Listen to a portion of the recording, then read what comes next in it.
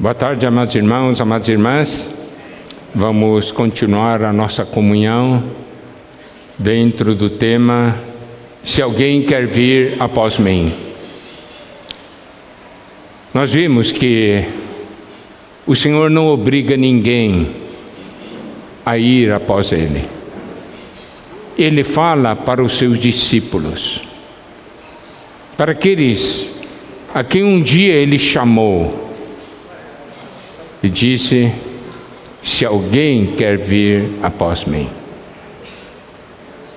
Nós vimos então sobre seguir o Senhor, e também vimos como um discípulo precisa ter esse comprometimento.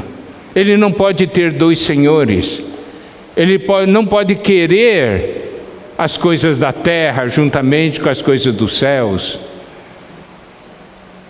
Ele precisa escolher, porque só pode haver um Senhor e só pode haver um caminho. E nós estamos andando nas pisadas do Senhor, seguindo as pegadas do Senhor. Isso é algo muito importante. No final da manhã, nós vimos sobre a questão de ser discípulo. Vimos dois pontos positivos. João 13:35, que diz: nisto conhecerão todos que sois meus discípulos, se tiverdes amor uns aos outros. Sabe qual é um sinal prático de que eu estou seguindo o Senhor? Quando eu tenho amor. É muito simples. Se eu tenho amor, o próprio Senhor disse: esse é um sinal de que você está me seguindo.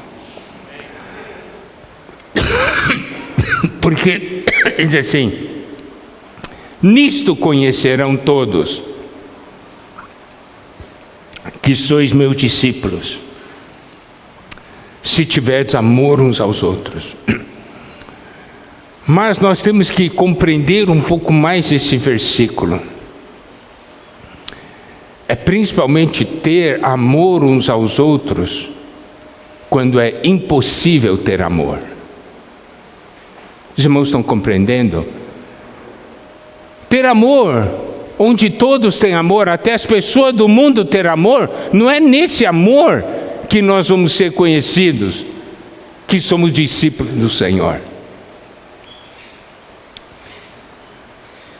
É quando tem amor, quando, de acordo com o homem, é impossível ter amor. Nós podemos ver, o Senhor Jesus, Ele falava sobre amar os nossos inimigos, não é verdade? E quando Ele estava morrendo na cruz, Ele orou ao Pai quanto àqueles que estavam escarnecendo dele: Pai, perdoa-lhes, porque eles não sabem o que fazem. Isso aqui é uma pessoa ouve isso aí e diz assim: como é possível isso? Daí você pode dizer: não, mas isso aqui, só Jesus, está certo, só Jesus mesmo, mas Ele nos deu o Espírito dele. Ele nos capacitou para sermos suas testemunhas, e nós podemos ver no final de Atos capítulo 7, versículos 59 e 60, Estevão ali estava sendo apedrejado, diz assim: e apedrejavam Estevão, que invocava e dizia: Senhor Jesus, recebe o meu espírito. Então, ajoelhando-se, clamou em alta voz: Senhor, não lhes imputes este pecado. Com estas palavras adormeceu. Ele disse: não lhes imputes este pecado, para aqueles que estavam matando ele. Esse alguém é Estevão, homem cheio do Espírito. Ele seguiu as pisadas do Senhor. Os irmãos estão compreendendo?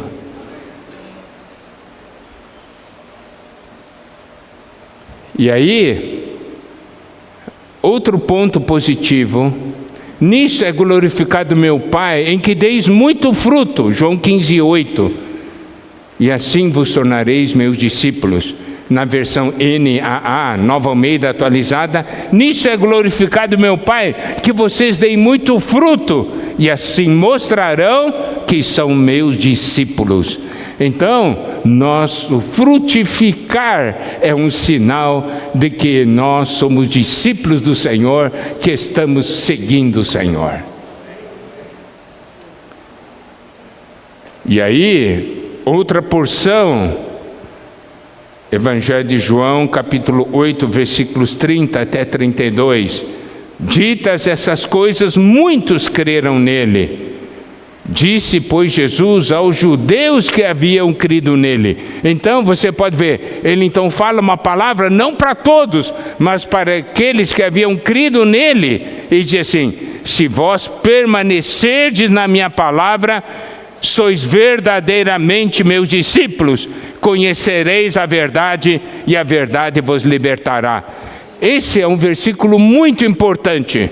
Por quê? Ele diz assim: se vocês permanecerem na minha palavra, vocês não são meus discípulos, então vocês têm que ouvir a minha palavra, não devem ouvir a palavra que sai da sua mente corrompida, da sua vida da alma caída. Não deve ouvir a voz do mundo, nem a voz do inimigo. Vocês devem permanecer na minha palavra. Se vocês permanecerem na minha palavra, vocês verdadeiramente serão meus discípulos, né? Sois verdadeiramente meus discípulos. Significa, se vocês permanecerem na minha palavra vai lhes dar poder para que vocês me sigam. E diz assim: e conhecereis a verdade, e a verdade vos libertará. Isso quer dizer o quê? Vamos tocar então na realidade do Senhor, e vamos ser libertos para seguir o Senhor.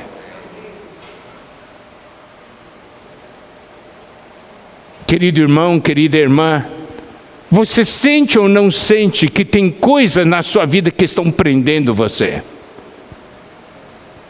Seja na parte humana, seja na parte espiritual. Você sente ou não sente? Você pede: Senhor, me livra disso. Mas o pior é você não querer se livrar disso. Eu odeio aquele irmão e eu não quero amar esse irmão. Eu não quero ser liberto desse ódio. Entende? Eu quero ficar do jeito que eu estou. Isso não é seguir o Senhor. Mas se eu permanecer na palavra do Senhor, eu vou seguir os passos do Senhor. E eu vou conhecer a verdade. Eu vou conhecer uma realidade nova. Querido irmão, querida irmã, quanta coisa tremenda e nova nós não experimentamos, porque estamos agarrados no que é velho, no que é podre.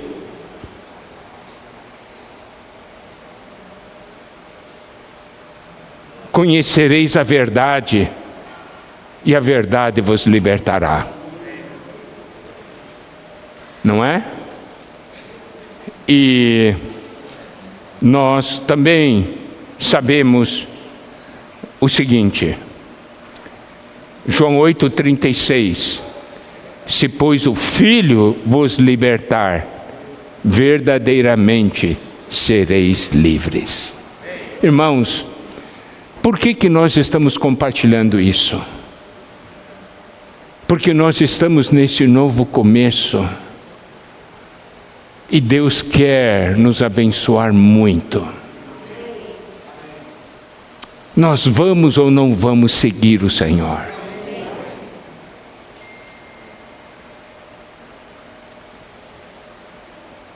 Você sabe, a palavra de Deus realmente mostra para nós. E principalmente o livro de Atos nos mostra o início ali da igreja, como era o viver da igreja, como era o viver dos santos. A palavra nos dá um modelo.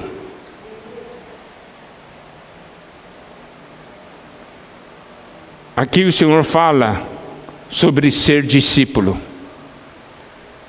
O que é ser discípulo? Não é simplesmente um seguidor. Nós temos que compreender que naquela época, para você aprender uma profissão, não havia universidade, algumas coisas assim, escolas técnicas.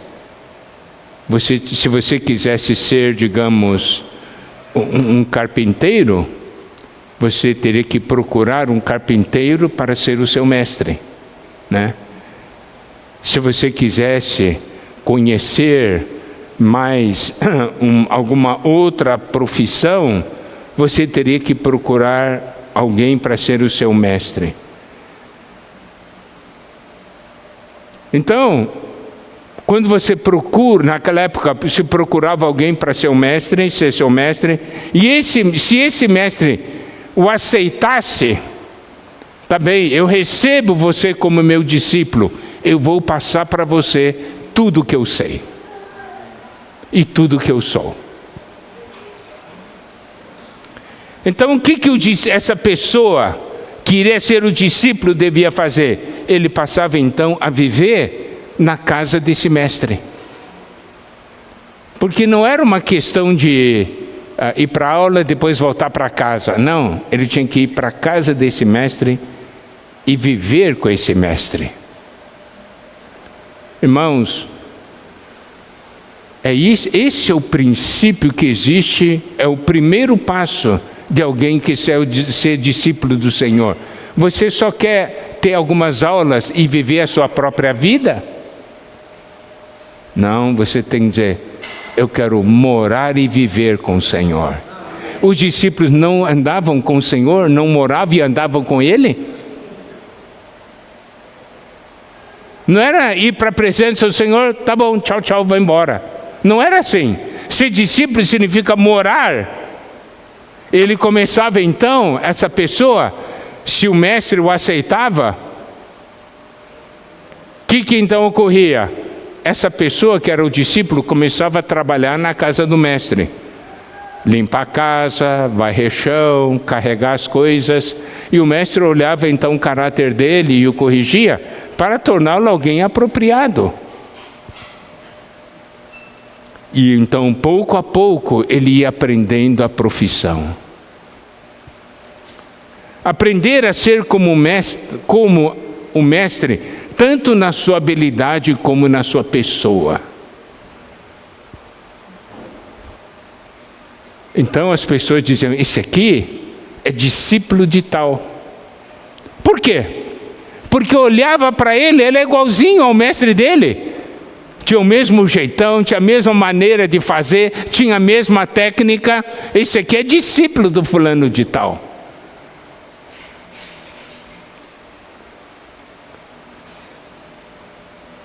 E você sabia como os nossos irmãos eram chamados logo no início de Atos? Discípulos. Esses eram os discípulos de Jesus, porque as pessoas olhavam assim, esse aqui é o jeitão do Jesus, não é? Certo? Eles falam o que Jesus falava. Eles fazem as coisas que Jesus fazia. Olha só. Atos capítulo 6, versículo 1, a primeira parte. Ora, naqueles dias, multiplicando-se o número dos discípulos. Querido irmão, querida irmã, se você segue o Senhor, você vai ser conhecido como discípulo do Senhor. Hoje uma pessoa olha para você, ele consegue ver que você é um discípulo do Senhor? Atos capítulo 6, versículo 2, primeira parte diz, então os 12 convocaram a comunidade dos discípulos. Está vendo? As pessoas olhavam e chamavam, esses aí são os discípulos. Eles eram conhecidos como discípulos, pelo testemunho deles.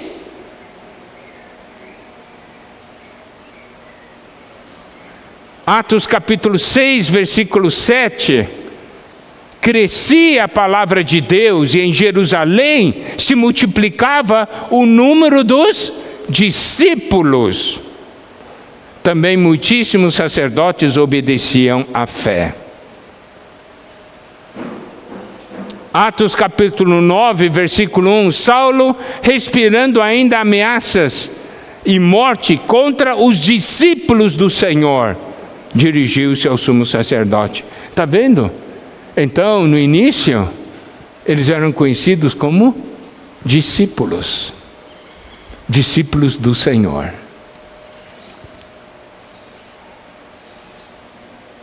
Você quer ser discípulo do Senhor? Então, tem que viver com o Senhor. Aprender com o Senhor. Ouvir o Senhor. Ser treinado pelo Senhor. Aprender com o Senhor. Obedecer o Senhor. Isso é sinal de um discípulo.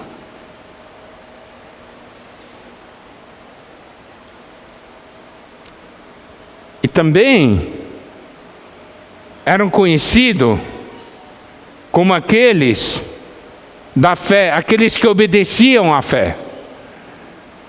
Atos capítulo 6, versículo 7. Crescia a palavra de Deus e em Jerusalém se multiplicava o número dos discípulos.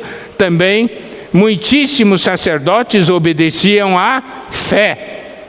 Quer dizer, esse grupo de pessoas tinha uma fé específica. Aquilo que eles criam no Senhor Jesus. Atos capítulo 8, versículo 13, diz assim: o próprio Simão abraçou a fé e, tendo sido batizado, acompanhava Filipe de perto, observando extasiados sinais e grandes milagres praticados. Esse aqui, as pessoas, esse aqui abraçou a fé, aquela fé deles, desses discípulos. Eles sabiam, eles são pessoas que sabem no que creem.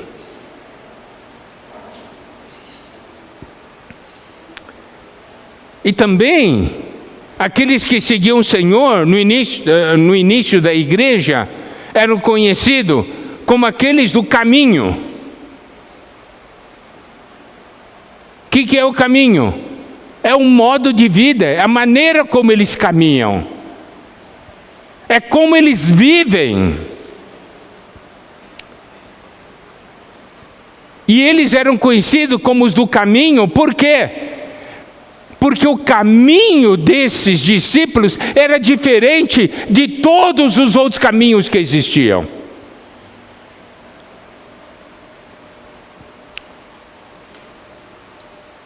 Na terra há muitos caminhos, mas todos possuem características terrenas. Mas há um caminho que é celestial, que é eterno, que é de vida. E os discípulos eram conhecidos, esses são do caminho, porque dizem, esses são diferentes de todo mundo. Por isso não precisa especificar, esses são do caminho. Entendeu? Se você falar do caminho do mundo, daí tem que especificar. Mas quando eles falaram, esses são do caminho, por quê? Todo mundo sabia. Porque eles têm um caminho especial. Eles vivem de uma maneira especial.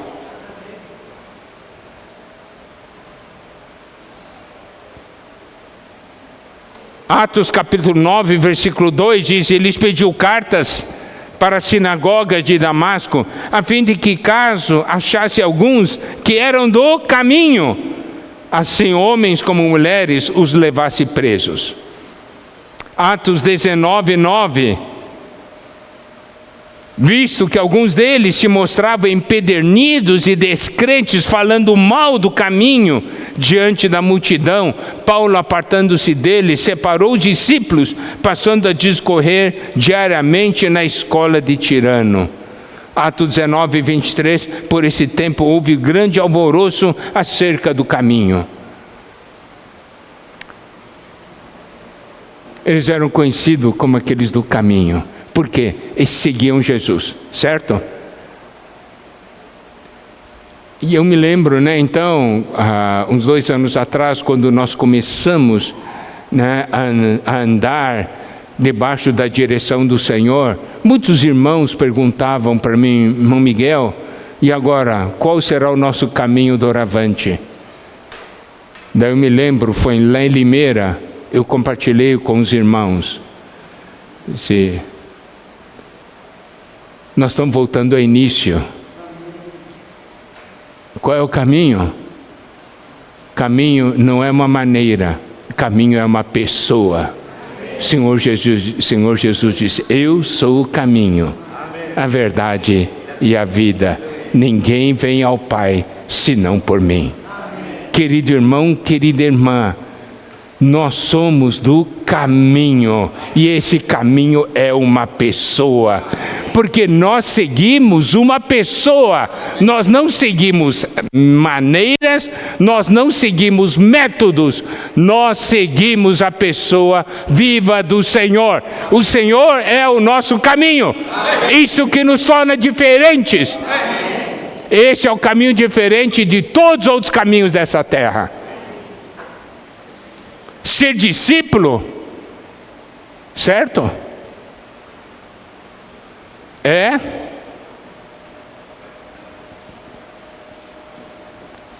ser da fé, é ser do caminho.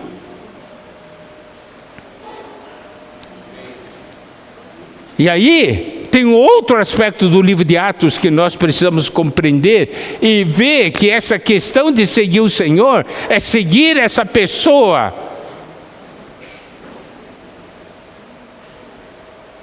Atos 11, 26 diz assim: tendo encontrado, levou para Antioquia, e por todo um ano se reuniram naquela igreja e ensinaram numerosa multidão. Em Antioquia foram os discípulos pela primeira vez chamados cristãos. Olha, é muito interessante uma coisa. O livro de Atos não registra como os irmãos se denominavam. Registra como as pessoas denominavam os irmãos. Os irmãos estão percebendo? Isso é testemunho. Então aqui surge pela primeira vez a palavra cristãos. Ou eram discípulos, eram conhecidos como discípulos. Então as pessoas chamavam eles, os cristãos, os nossos irmãos, de discípulos.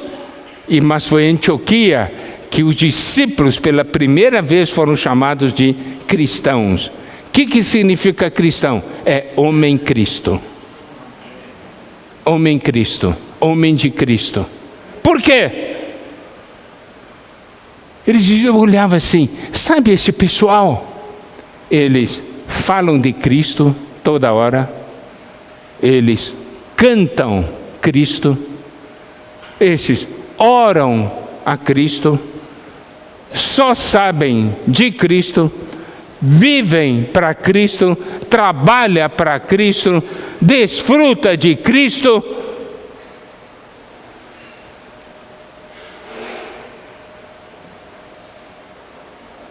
E no Novo Testamento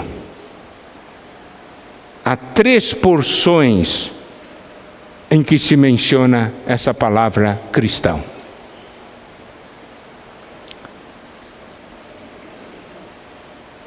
Eles sabiam de uma coisa: esse povo aí, o negócio é o seguinte: abre a boca, é Cristo, fecha a boca, é Cristo, vira para a direita, é Cristo, vira para a esquerda, é Cristo. São cristãos, entendeu?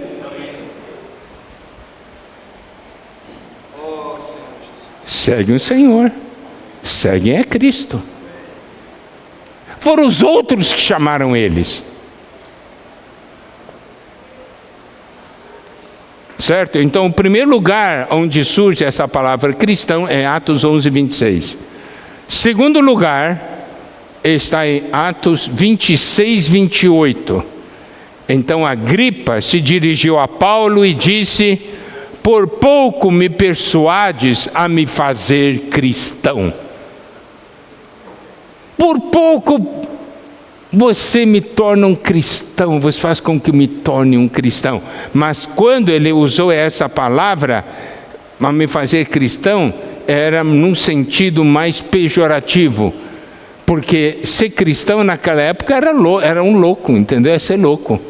Como você pode ver, no próprio Atos 26, versículo 24, diz assim, dizendo eles, olha, porque tanto Festo como Agripa estavam ali, Atos 26, 24 diz o que Festo diz, dizendo ele essas coisas em sua defesa, Festo interrompeu em alta voz: estás louco, Paulo?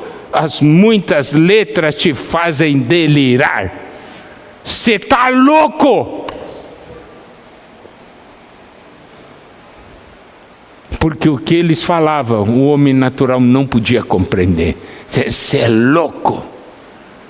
Então, quando Agripa falou, por pouco me persuade a me fazer cristão, significa, por pouco você me torna também um louco, que nem você.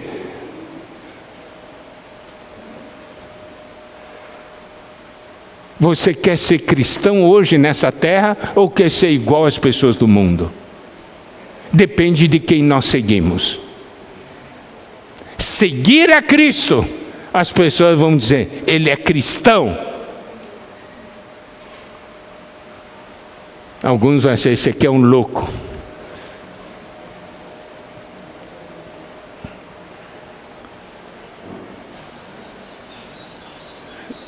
E a terceiro lugar que menciona a palavra cristão,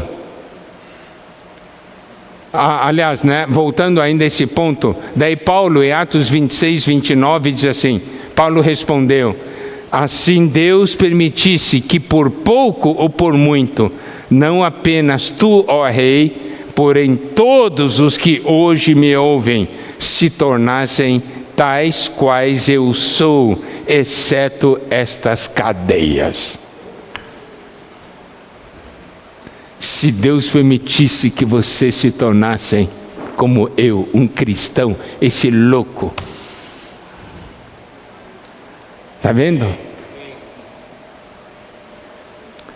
E aí, a terceira porção que fala sobre cristão está em 1 Pedro 4,16. Mas para a gente compreender 1 Pedro 4,16, vamos começar a ler a partir do versículo 12. Amados, não estranheis o fogo ardente que surge no meio de vós, destinado a provar-vos, como se alguma coisa extraordinária vos estivesse acontecendo. Pelo contrário, alegrai-vos na medida em que sois coparticipantes dos sofrimentos de Cristo, para que também na revelação da sua glória vos alegreis exultando. Se pelo nome de Cristo sois injuriados, bem-aventurados sois, porque sobre vós repousa o Espírito da glória e de Deus. Não sofra, porém, nenhum de vós como assassino, ou ladrão, ou malfeitor, como quem se intromete em negócios de outrem. Então Pedro está falando para o povo de Deus que estava sofrendo muito naquela época.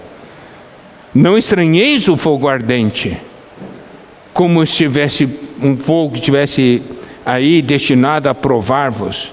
E diz, você deve se alegrar na medida que sois coparticipantes dos sofrimentos de Cristo. Vocês estão sofrendo porque vocês são aqueles que seguem o Senhor.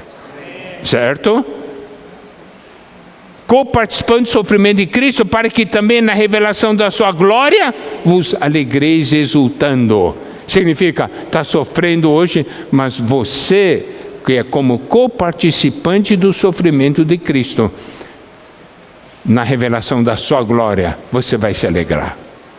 Daí ele continua: se pelo nome de Cristo sois injuriados, bem-aventurados sois, porque sobre vós repousa o Espírito da glória e de Deus. Olha aqui, isso é importante. Se eu sofro por causa do Senhor, eu sou bem-aventurado. Sobre mim repousa o Espírito da glória e de Deus. Significa, há sofrimento, mas também há glória. Porque no meio do sofrimento nós expressamos Deus. É uma coisa que realmente é difícil de compreender os mártires do passado, né? E mesmo os mártires atuais. Mas nós lembramos dos registros dos mártires passados, eram jogados para os leões, eles estavam ali orando, cantando hinos, quando estavam sendo jogados aos leões. Nenhum deles estava blasfemando, amaldiçoando, eles estavam dando glórias a Deus, aqueles que morreram pelo Senhor ao longo da história da igreja. Sofreram, alguns morreram, mas sobre eles repousava o Espírito da glória e de Deus.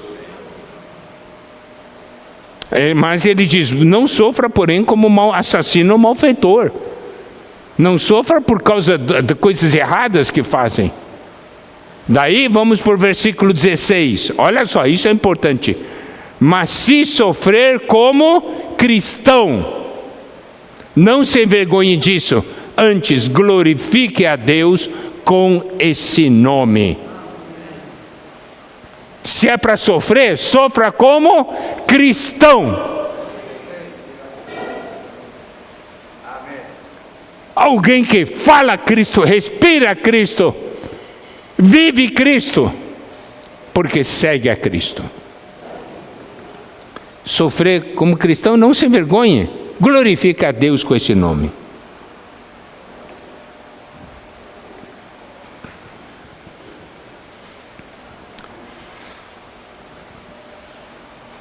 Os irmãos estão compreendendo o que é seguir o Senhor? E a expressão, o testemunho de alguém que segue o Senhor, é um testemunho que faz com que as pessoas deem um nome para ele. Diz: esse tipo de gente não existe na terra, tem que criar um nome novo para eles. Do caminho. Eles são cristãos. Não existia a palavra cristão, né?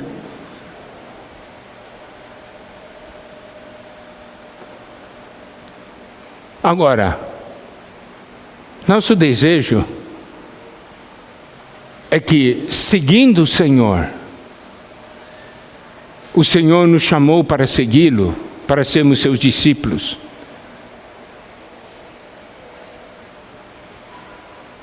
E uma coisa, você sabe qual é um sinal de aprovação de que o discípulo está aprendendo bem? É quando o mestre lhe confia algo para fazer. Entendeu? Se o mestre não consegue confiar ao discípulo algo para fazer, é porque esse discípulo não aprendeu bem. O mestre ainda não pode confiar algo a ele. Querido irmão, querida irmã, você como discípulo, o mestre já lhe confiou algo? Em Lucas capítulo 10, versículo 1 diz: depois disso, o Senhor designou outros 70 e os enviou de 2 em 2, para que o precedessem em cada lugar, em cada cidade e lugar aonde ele estava para ir. O Senhor naquela época tinha muitos discípulos. O Senhor escolheu 70. Ele confiou algo a esses 70. Por quê? Esses 70 tinham aprendido algo com o mestre. Quantos nós estamos aqui nesse momento? Acho que 150 mais ou menos, né? Imagina o Senhor aparecesse aqui, o Senhor dizendo assim: eu vou escolher 70. Eu vou escolher 70. Agora eu quero fazer a seguinte pergunta. Você como discípulo, você vai dizer: tomara que não me escolha. Ou você vai dizer: tomara que me escolha. Irmão, qual vai ser sua atitude?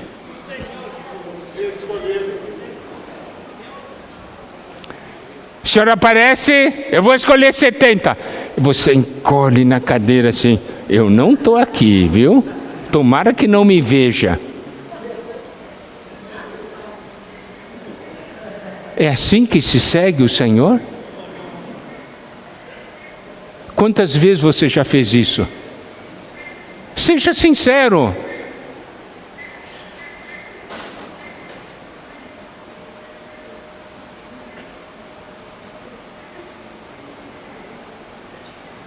Daí o Senhor escolhe e você não foi escolhido. Qual é a sua reação? Ainda bem que não me escolheu. É isso? Ou você vai chorar? Senhor, por que você não me escolheu? Em que pontos eu não aprendi de uma maneira adequada? Senhor, onde estão as minhas falhas? Mostra para mim. Eu quero saber por quê.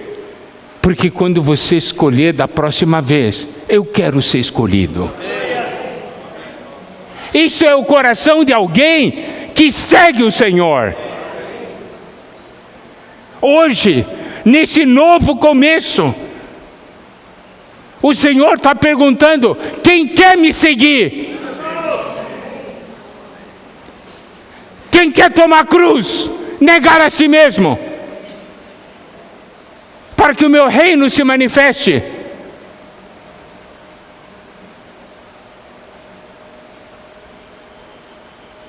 Você vai falar como Isaías: eis-me aqui, Senhor, envia-me a mim. Ou você vai se encolher?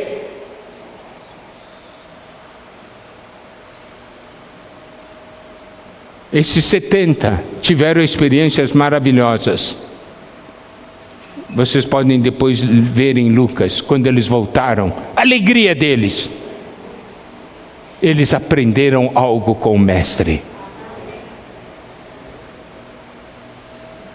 Hoje, Deus está dando chance para nós seguirmos o Senhor.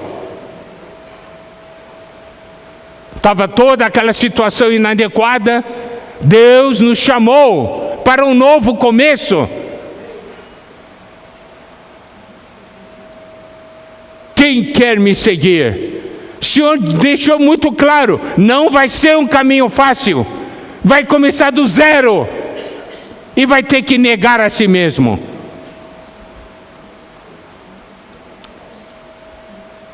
Você vai ter que fazer coisas que você não quer, mas você fará por amor a mim.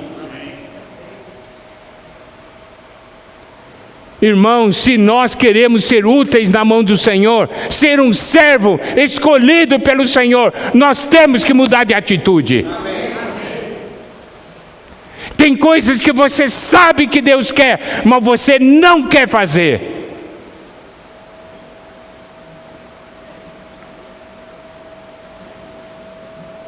Olha só, ele designou 70 e os enviou de 2 em 2 para que o precedessem em cada cidade e lugar onde ele estava para ir.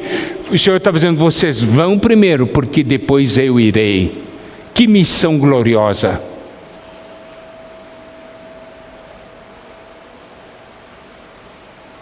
Existem aqueles então que aprenderam algo e o Senhor lhes comissionou. Existem aqueles que aprenderam mais. Lucas capítulo 9, versículo 1, diz: tendo Jesus convocado os 12, deu-lhes poder e autoridade sobre todos os demônios e para efetuarem curas. Aqui,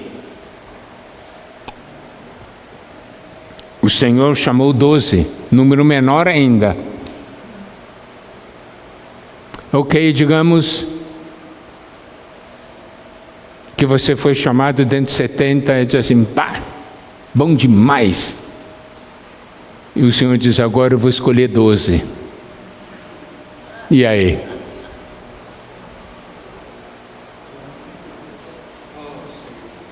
Escolhemos 12 por quê? Aprenderam mais, não é?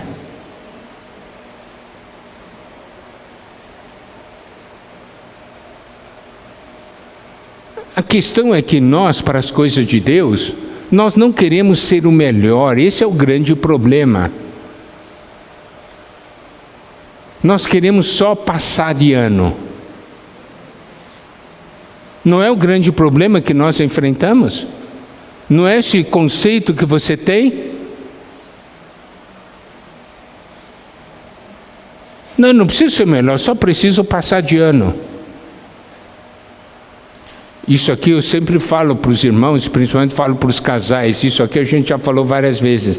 É como se você falasse para a sua esposa, ô querida, eu queria saber o seguinte, né? Meu coração, né, é 70% seu e 30% de outro. Você tem a maioria, você está alegre, né?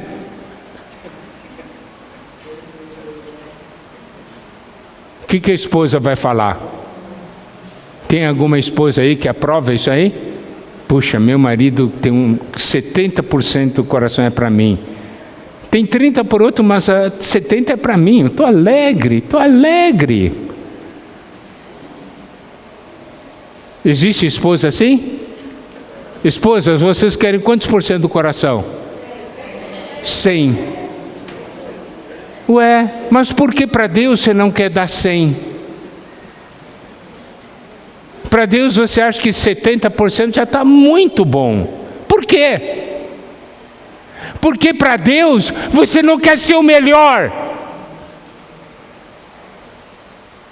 Nós já falamos, um dos grandes problemas que nós temos é o problema de que eu estou na média. Nós já falamos isso várias vezes.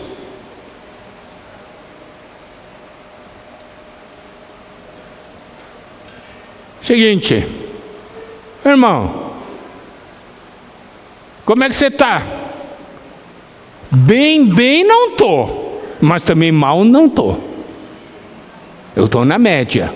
E você está alegre e satisfeito. Você pode estar alegre e satisfeito, mas Deus está alegre e satisfeito? Você se lembra, Apocalipse capítulo 3, versículo 15, o Senhor diz, conheço as suas obras, que nem és frio nem quente. Quem dera fosse frio ou quente. Assim, porque és morno, nem és quente nem frio, estou a ponto de vomitar-te da minha boca. Você acha que ser morno está bom, está na média, está bom. Deus detesta o que é morno. Ele quer vomitar. Deus prefere ou seja frio ou seja quente. Toma posição.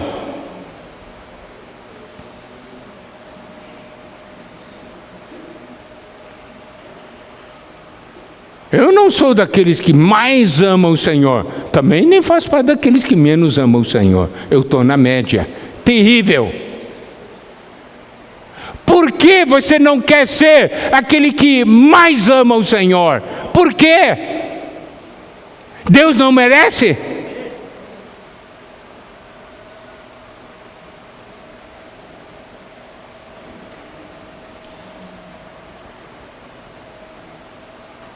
Tenho compartilhado com os irmãos. Você sabe o que é gostar de ficar na média? Existe a palavra chamada medíocre.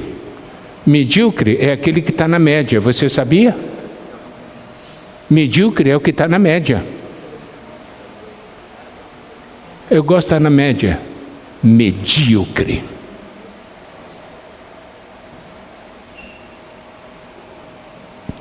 É assim que se segue o Senhor? É assim que nós queremos expressar Deus? Nós devemos ter o coração: Senhor, eu sou seu servo, eu te sigo, eu sou seu discípulo. Se você tem algo para fazer, Senhor, entrega para mim, porque eu te amo.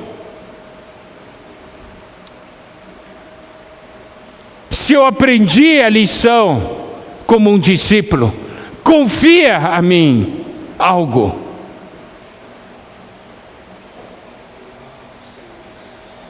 Eu digo isso por quê? Porque um dia eu ouvi um testemunho de um irmão sobre isso e me tocou profundamente, mudou a minha maneira de ver as coisas, ouvindo esse testemunho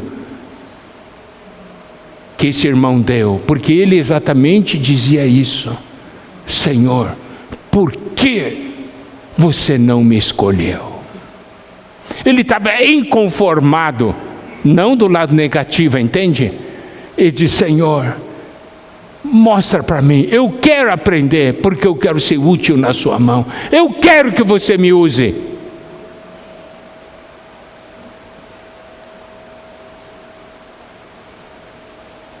Não é querer ser usado pelo Senhor para se tornar um grande homem, para se orgulhar, entendeu? Mas é porque tem um desejo de que, fazendo o que o Senhor deseja, o Senhor se alegre. E pode ser: você fez bem, eu estou alegre com você.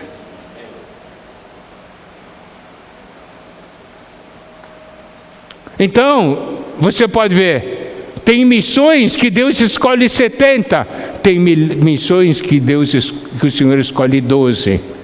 Mas a palavra de Deus também nos mostra que tem missões em que o Senhor escolhe 3. Vamos ver alguns desses pontos. Mateus capítulo 17, versículo 1 diz: 6 dias depois, tomou Jesus consigo a Pedro e os irmãos Tiago e João, e os levou em particular a um alto monte. Marcos capítulo 9, versículo 2. 6 dias depois, tomou Jesus consigo a Pedro, Tiago e João, levou-os a sós, à parte, a um alto monte, foi transfigurado diante deles. Ele não escolheu todos, ele escolheu 3 para se transfigurar diante deles. Irmãos, que experiência! Você gostaria ou não de ser escolhido para isso?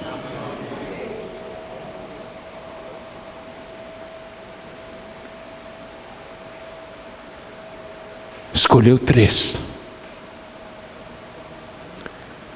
E esses 3 tiveram, ao todo, 3 experiências particulares, específicas.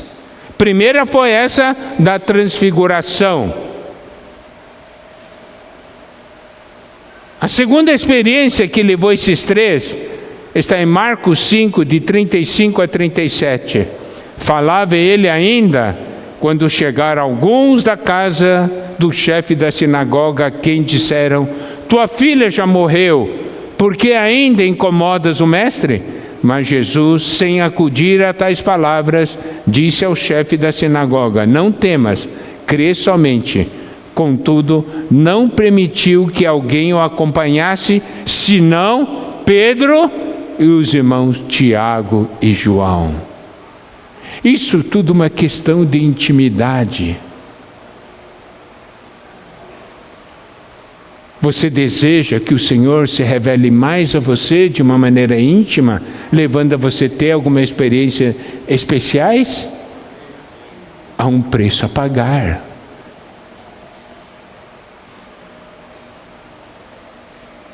Lucas 8, 49 a 51, falando dessa experiência, falava ele ainda quando veio uma pessoa da casa do chefe da sinagoga, dizendo: tua filha já está morta, não incomodes mais o mestre. Mas Jesus, ouvindo isso, lhe disse: não temas, crê somente.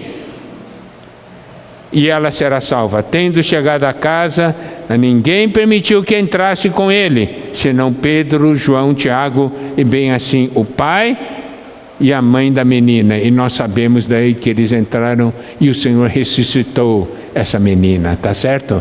Experiência de ressurreição. Primeira experiência de ver o Senhor transfigurado, a glória, de conhecer a glória do Senhor. Segundo, conhecer o poder da ressurreição. Terceiro, experiência, com esses três. Mateus 26, 37 e 38, dizendo: levando consigo a Pedro e aos 2 filhos de Zebedeu, começou a entristecer-se e a angustiar-se.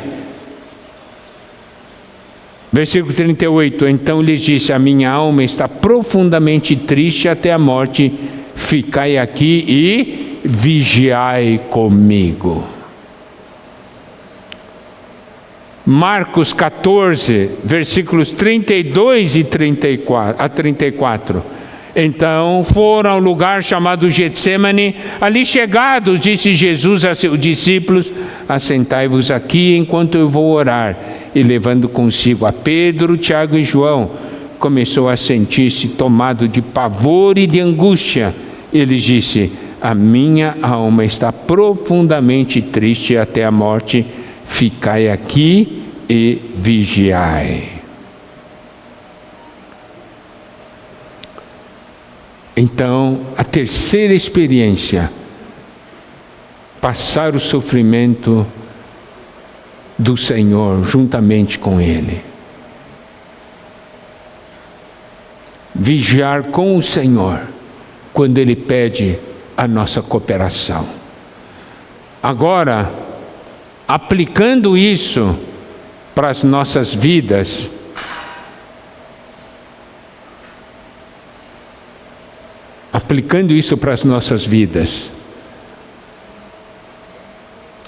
qual será a maneira? Paulo, em Filipenses, mostra essas 3 grandes experiências de como nós podemos ser esses 3 nos dias de hoje. Então, Filipenses capítulo 3.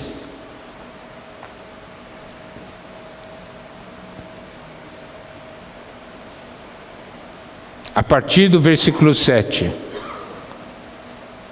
Mas o que para mim era lucro, isto considerei perda por causa de Cristo. Isto é alguém que segue o Senhor. Eu não olho para o meu lucro. Eu olho o que é lucro para o Senhor. Nosso grande problema, quando muitas vezes servimos a Deus, é que nós olhamos para o nosso lucro. Nós não olhamos para o lucro do Senhor.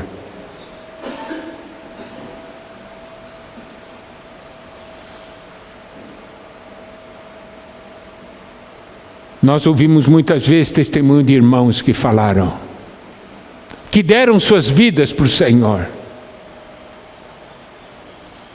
E eles falaram: Senhor, se é para a sua alegria e é para o bem dos irmãos, eu pago qualquer preço.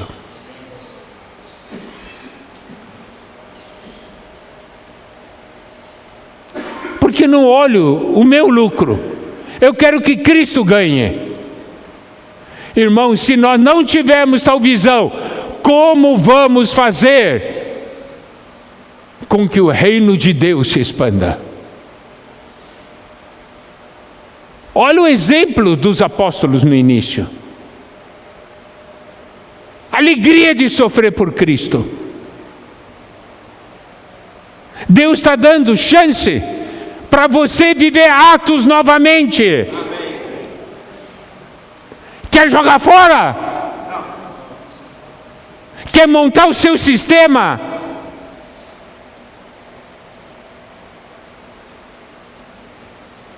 Filipenses 3, continuando: sim, deveras considero tudo como perda por causa da sublimidade do conhecimento de Cristo Jesus, meu Senhor. Ele diz, olha, conhecer Cristo é algo tão elevado, tão sublime. Eu considero tudo como perda. Irmão, você só segue aquilo que tem valor.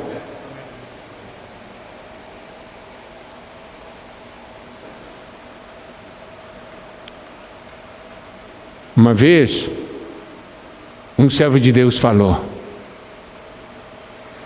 você sabe qual é o valor que você dá para o Senhor? É muito simples. É só olhar que preço você está disposto a pagar por Ele. Esse é o valor do Senhor para você.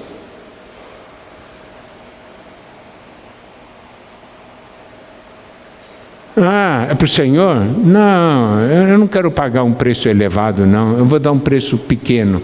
Eu só posso pagar um preço pequeno, porque senão eu vou sair perdendo. Então, esse preço pequeno é o valor do Senhor para você.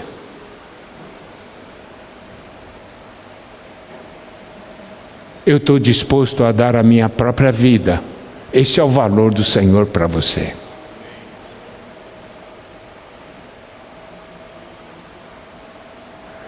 Sim, deveras considero tudo como perda por causa da sublimidade do conhecimento de Cristo Jesus, meu Senhor, por amor do qual perdi todas as coisas. Porque eu amei esse Senhor, eu segui o Senhor, eu perdi todas as coisas. Ele tinha um futuro brilhante no judaísmo, não tinha? Jogou tudo fora para ser perseguido, chicoteado, maltratado, por amor do qual perdi todas as coisas e as considero como refúgio para ganhar a Cristo. Considero como esterco para ganhar a Cristo. Você sabe, irmãos, isso aqui eu já também... Muitas vezes tem pessoas que criam um cachorro, né? Daí anda com o cachorrinho na praça, o cachorro faz sujeira, daí o dono tem que limpar, não é isso? Para pôr no saquinho e depois jogar no lixo, né? Você já viu algum dono de cachorrinho tendo pegado a sujeira do cachorro ao jogar no lixo, chorou? Tem que jogar fora isso. Você já viu isso? Então por que você está chorando dessa maneira?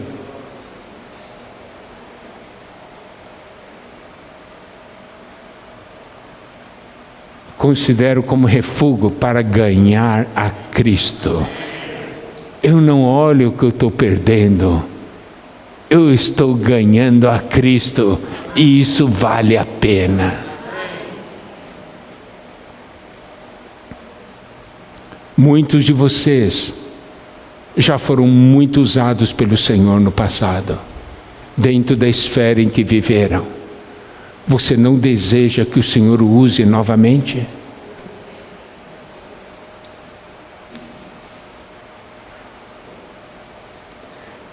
Paulo daí diz assim, considero como refúgio para ganhar a Cristo e ser achado nele. Tudo que eu quero é ser encontrado em Cristo. Tudo que eu quero é estar em Cristo. E por isso eu sigo a Cristo. Para estar em Cristo. Não tendo justiça própria procedente da lei, senão a que é mediante a fé em Cristo. Significa pelo fato de eu crer no Senhor, eu tenho um viver que expressa a justiça que Cristo dá. Aí, Paulo fala das experiências. Olha só. Tudo isso para quê? Para o conhecer. Está vendo? Eu passo pelas dificuldades, eu passo pelas tribulações, eu passo tudo isso. Mas para mim, eu quero ganhar Cristo. E o que eu ganho? Conhecer a Cristo. Isso está ligado à experiência da transfiguração. Conhecer o Senhor da glória. no meio da tribulação você passa a conhecer a Cristo. Por isso você segue a Cristo e avança. Conhecer a Cristo e também poder da sua ressurreição. A morte está à minha frente, mas eu avanço, porque tenho a promessa da ressurreição. Não foi o que Cristo falou? Eu vou sofrer, ser morto e vou ressuscitar. Quem quer me seguir?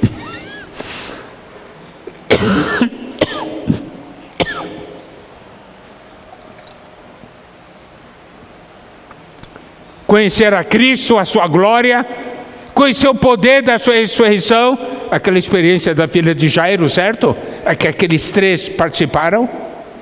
E ainda mais, a comunhão dos sofrimentos, conformando-me com Ele na sua morte. Eles viram o sofrimento de Cristo ali no Getsemane.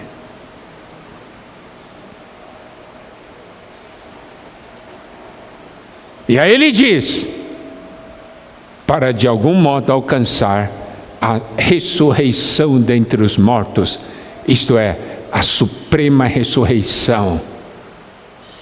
Isso é o que? É ser um vencedor. Diz, eu passo por tudo isso porque eu creio na vitória, porque eu sigo a Cristo. Queridos irmãos, queridas irmãs, termino aqui esse meu encargo. Todo o desejo que eu tenho é que o Senhor tenha revelado alguma coisa nessa manhã, nessa tarde, para fazer com que cada um de nós siga a Cristo. Amém?